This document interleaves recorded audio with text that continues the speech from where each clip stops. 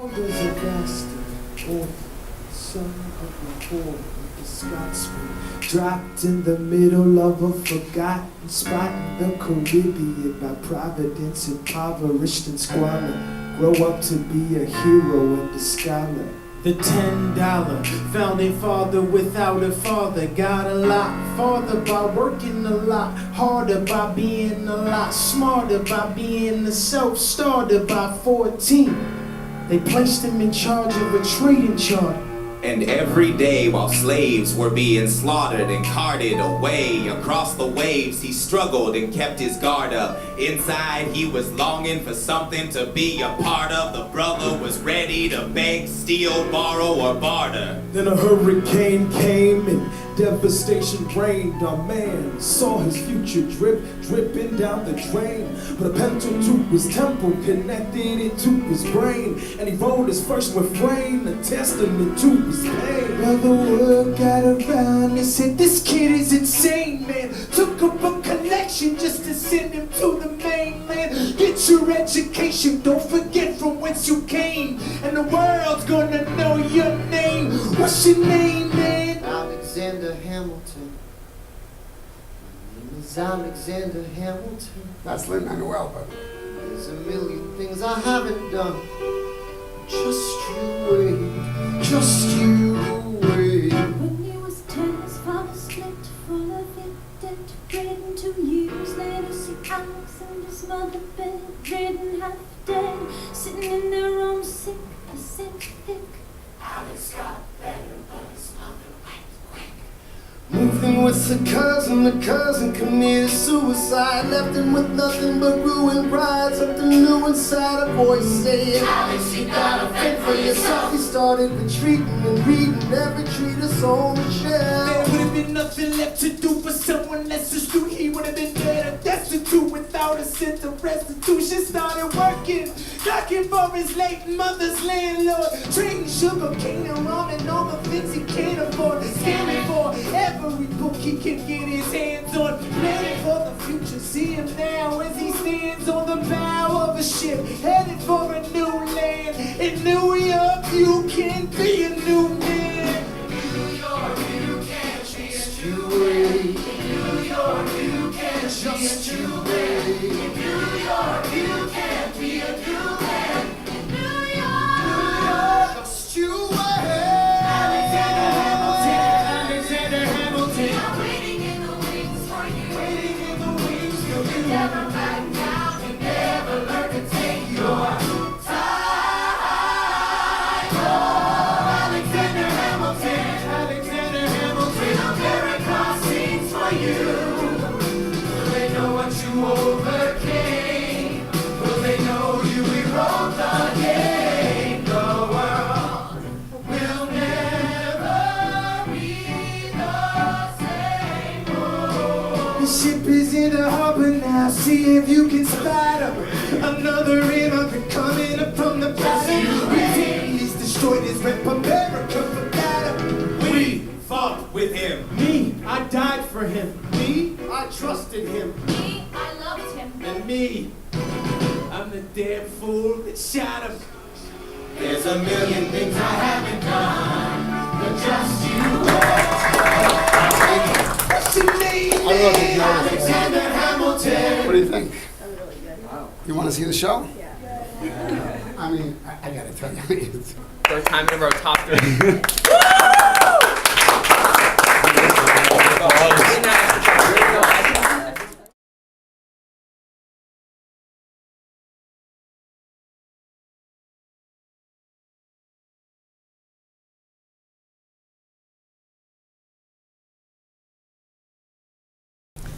Okay, so hi, I'm Sarah, I'm Mia. and our presentation is on Hamilton, Alexander Hamilton. Alexander Hamilton was born on January 11th, 1755 or 1757 on the island of Nevis, British West Indies. Reports in Nevis say that he was born in 1755, but when he came here, he claimed he was born in 1757. So we're not actually sure what year he was born, but we are sure that his parents were Rachel Fawcett Lavian and James Hamilton. And James Hamilton was a Scottish trader, and unfortunately, when they moved to St. Croix, his business ventures were not going so successfully, so he abandoned his family. And in order to make money, Rachel Fawcett opened a shop, and Alexander became a clerk at a trading post. And due to his abilities and his fervor to succeed, he became manager, and eventually his friends and family were able to send him to New Jersey in 1772 for prep school. That was after his mom died. And the next year in 1773, he moved to New York and enrolled in King's College, which is now Columbia College.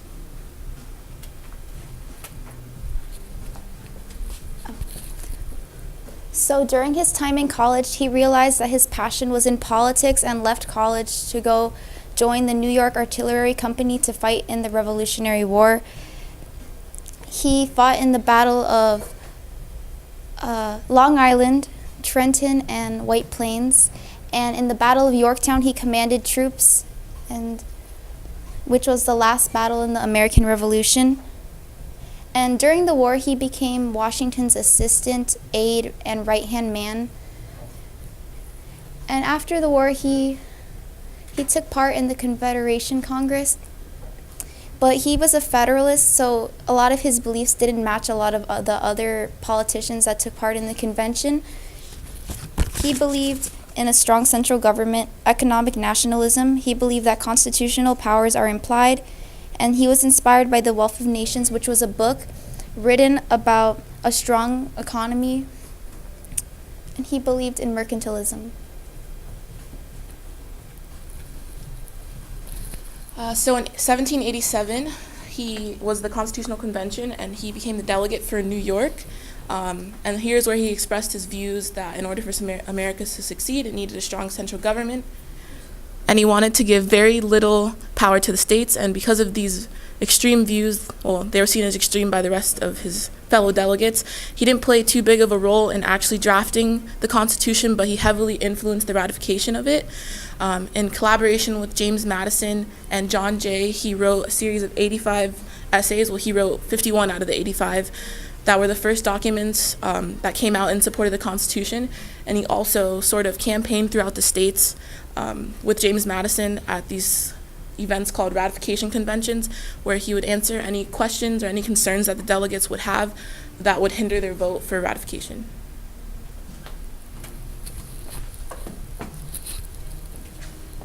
So after Washington became president, he appointed Hamilton to become Secretary of State in 1789.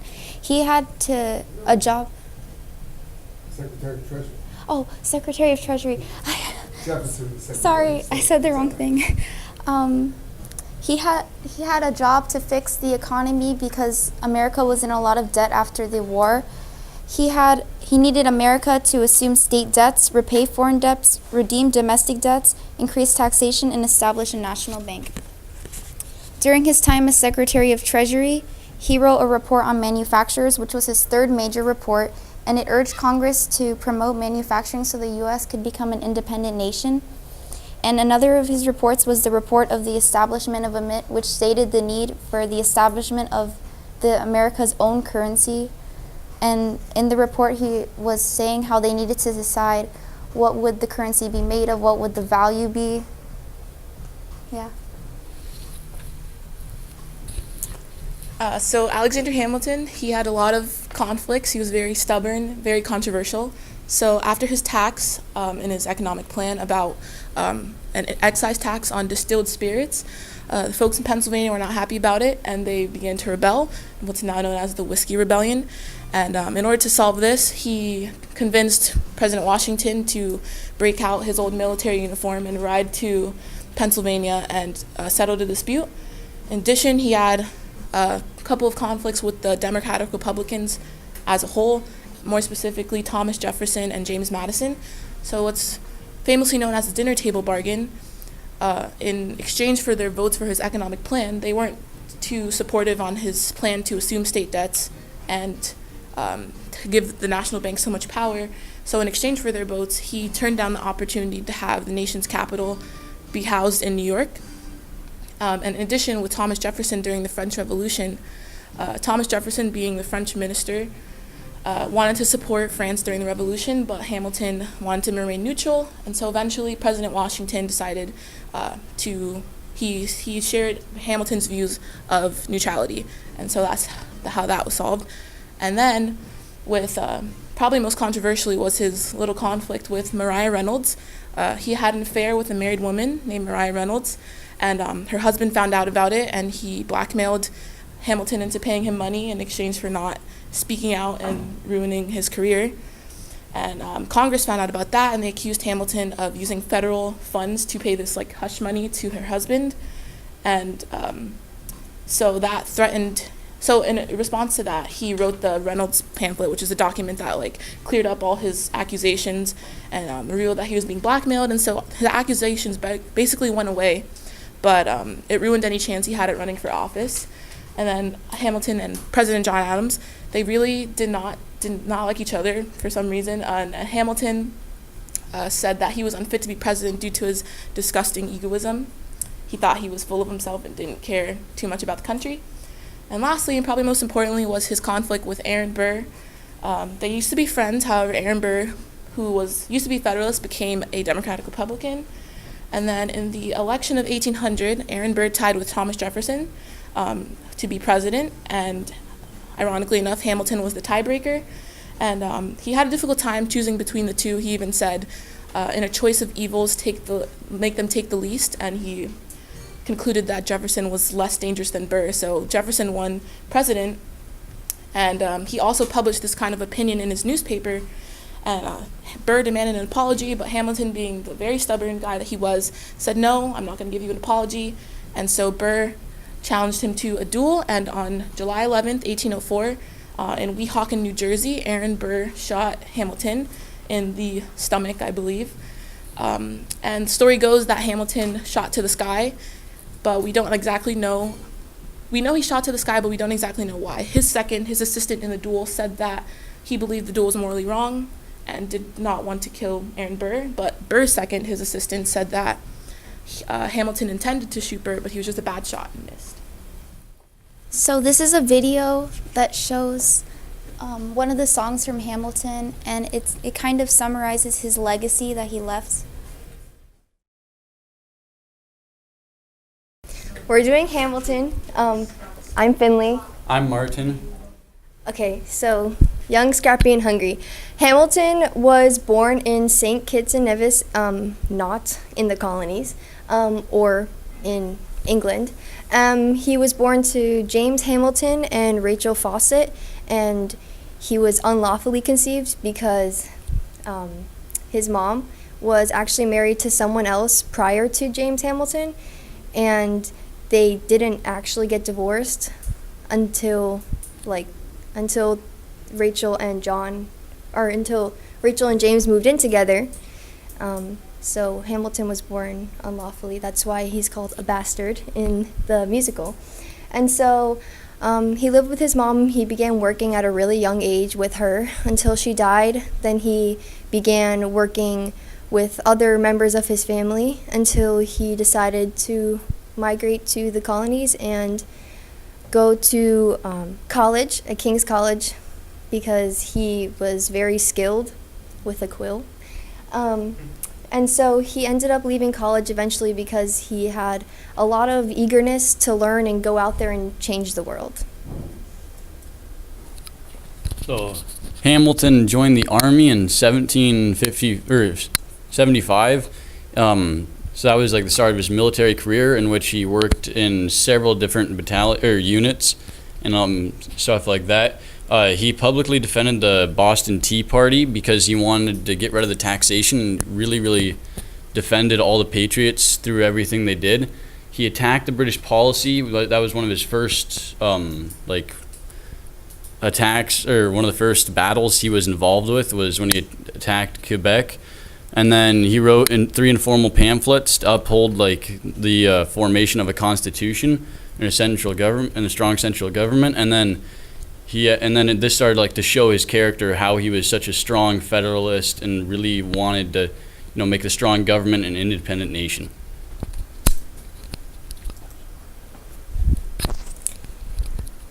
Okay, so George Washington began to see all of the things that Hamilton was doing, how involved he was in really wanting to start this revolution. And so he hired him as his right-hand man and the lieutenant colonel, and him and Washington spent the winter of 1777 to 1778 together at Fort Knox, or at Valley Forge. And during this winter, this was a time when he met Elizabeth Schuyler, his wife. So she was the daughter of a military general, very high up. So Hamilton had been writing for George Washington and doing all the public writing and his private writing between officers and stuff like that from like 1979 or 1976 until 1981. You don't mean 19. I mean 1776 to 1781. And he kept complaining that he wanted to get out of the office and stop writing because that was boring. He wanted to go out and get some action on the battlefield. So in 1781, Washington finally granted him permission, and he was given one of Lafayette's battalions to go to lead the raid on Yorktown. Actually, the night before the attack on Yorktown, he actually marched out into the middle of the field with all his soldiers right in the open, so the British could see them, and they thought it was some sort of plan or something, so they didn't, or some sort of trap, so they didn't attack them. But then I think it was the next morning, he actually led the raid and charged in as the first man to break the British lines. And this victory eventually led to the end of the war 2 years later and the signing of the Treaty of Paris. So after the war, he went back to New York, and he began to occupy himself with hobbies other than politics because he'd spent so long in the Revolution. And so he began writing again, and he founded the Bank of New York and promoting the manumission of slaves, which guaranteed civil liberties for slaves.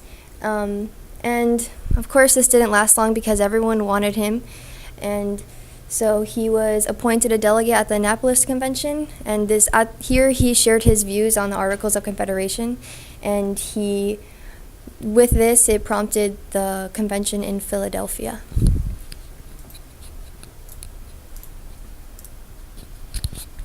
So at this when he went to this convention in Philadelphia, he went because he was a Federalist. He wanted to get rid of the Articles of Confederation, which gave the states pretty much all the power and made for a very weak government, which pretty much denied them from ever being able to have a strong military, having a federal bank or a national currency, or just being united in general. So when he went there, he was really, trying to push that, and eventually led to the first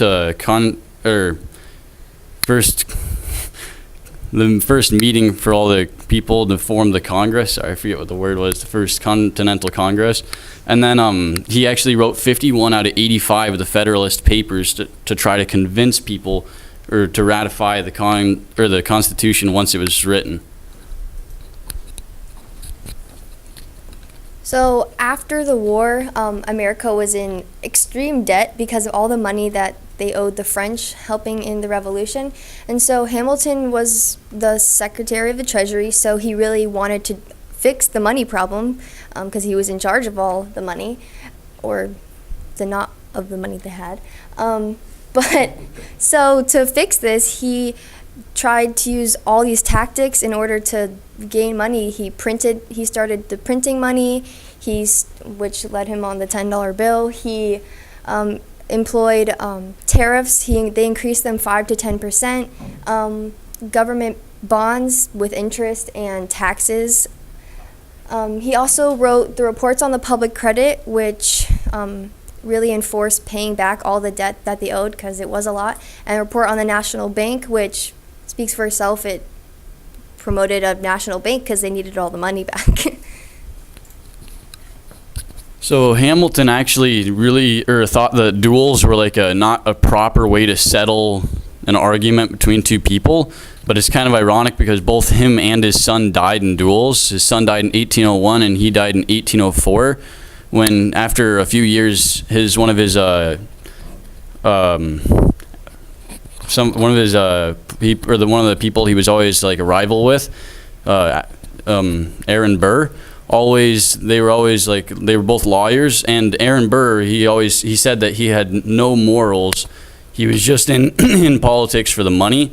So Alexander and them, they eventually kept sending letters back and forth, kind of picking at each other. And eventually this led to Burr sending Hamilton a letter and asking him if he wanted to duel. And because Hamilton was so scared to lose his honor that he never had because he was a bastard, that he went in and decided to do it. But actually, one of the things he did not want to fire at Burr originally. So his first shot, according to some of the articles I found, he actually shot it straight up into the sky and did not want to shoot Burr. He said, it was mentioned that if he had a second chance to shoot, he would have shot Burr, but not on his first chance. And yeah, that's how he died.